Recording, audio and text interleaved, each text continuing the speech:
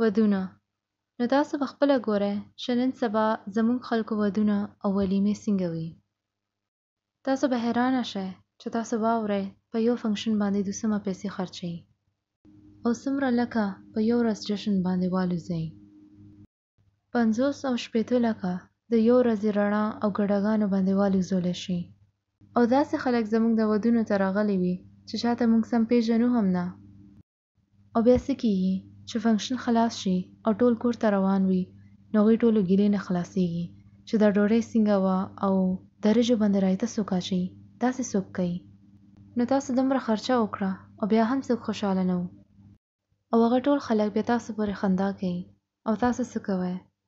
زرګاو کسانو له واده ته راغواړئ او هر کس خوراک تاسو ته د 10,000 پروزي او بیا تاسو غواړئ چې ستاسو واده د سوپر ډوپر انټرګلیکټیک هوټل کې دی وي، کم کې د سپیس شپ کوزیدو ځای هم وي.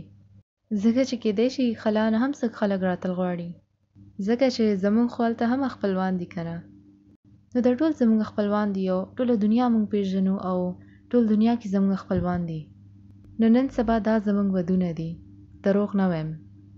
نو زه ټوکې نه کوم، دا د زموږ ودونو نن سبا حقیقت دی. زه ډېر وخت سفر کې تیروم او دې کې څه خوند نشته، ځکه چې ماته بیا خپل د کورنۍ ډېره یادېږي. خو زه کله هم چې سفر کې یم نو زه یو شی باندې ډېر خوشحاله یم. کله هم زما خپلوانو کې چې واده یا څه فنکشن وي نو زه هغوی ته معذرت کوم چې زه نشم راتلی، زه سفر کې یم. نو داسې خبره نه ده چې زه د هغوی خوشحالۍ کې خوشحاله نه یم یا زه خپل ځان له هغوی نه بهتره پوهېږم. خو رښتیا خبره دا ده چې هغوی د اسراف نه منې کېږي نه. یو ځل ماته چې د خپل ماشومه کیکې کې راغوښتی و او په ډېر آرام سره هغوی د لکونو روپۍ یو فنکشن باندې لګولي وو. نو موږ دا څه کوو؟ موږ سره دومره پیسې راغلي دي، څومره خلک دنیا کې لوږې مړ شي او دلته څه کېږي؟ یو جینۍ او هلک د قرضې پیسو باندې خپل ژوند شروع کوي. نو تاسو خبر یې چې نبي صلی الله علیه وسلم څه ویلي وو؟ چې یو ښکلی نکاح او مبارک واده هغه وي کوم د ټولو کې لږې پیسو کې کېږي. او تاسو خبر یې چې نبي صلی الله علیه وسلم ولیمې نه څه ویلي دي چې ولیمه یو سنت دی. او تاسو خبر یې چې نبي صلی الله علیه وسلم څه ویلي دي؟ بئس الولیمه، چې ټولو کې بده ولیمه هغه ده کوم کې تاسو غریب او مسکین خلکو له نه راغواړئ.